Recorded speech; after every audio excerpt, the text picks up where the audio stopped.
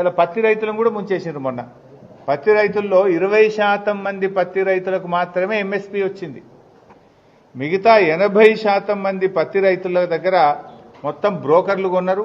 బ్రోకర్లు కొని సీసీఐకి ఎక్కువ ధరకు అమ్ముకున్నారు. ఇది బీఆర్ఎస్ పార్టీ బయటకు తెచ్చిన తర్వాత ఇప్పుడు ప్రభుత్వం విజిలెన్స్ ఎంక్వైరీకి ఆదేశించింది. విజిలెన్స్ కాదు, దీని మీద సిబిఐ విచారణ జరపాలి. కేంద్ర ప్రభుత్వం బీజేపీ, ఎందుకంటే సీసీఐ కేంద్ర ప్రభుత్వ కంట్రోల్లో ఉంటుంది, సీసీఐ అనేది కేంద్రం ఆధీనంలో ఉంటుంది. మరి ఇలా సీసీఐఏ అవినీతికి పాల్పడ్డది.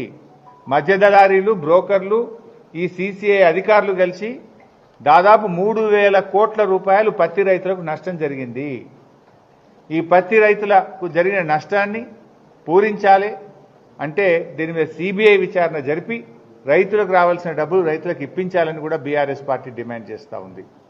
ఇలా పత్తి రైతులను కూడా ముంచేసిండ్రు. మొన్న పత్తి రైతుల్లో 20% మంది పత్తి రైతులకు మాత్రమే ఎంఎస్పీ వచ్చింది. మిగతా 80% మంది పత్తి రైతుల దగ్గర మొత్తం బ్రోకర్లు కొన్నారు. బ్రోకర్లు కొని సీసీఐకి ఎక్కువ ధరకు అమ్ముకున్నారు. ఇది బీఆర్ఎస్ పార్టీ బయటకు తెచ్చిన తర్వాత ఇప్పుడు ప్రభుత్వం విజిలెన్స్ ఎంక్వైరీకి ఆదేశించింది. విజిలెన్స్ కాదు, దీని మీద సిబిఐ విచారణ జరపాలి. కేంద్ర ప్రభుత్వం బీజేపీ, ఎందుకంటే సీసీఐ కేంద్ర ప్రభుత్వ కంట్రోల్లో ఉంటుంది, సీసీఐ అనేది కేంద్రం ఆధీనంలో ఉంటుంది. మరి ఇలా సీసీఐఏ అవినీతికి పాల్పడ్డది.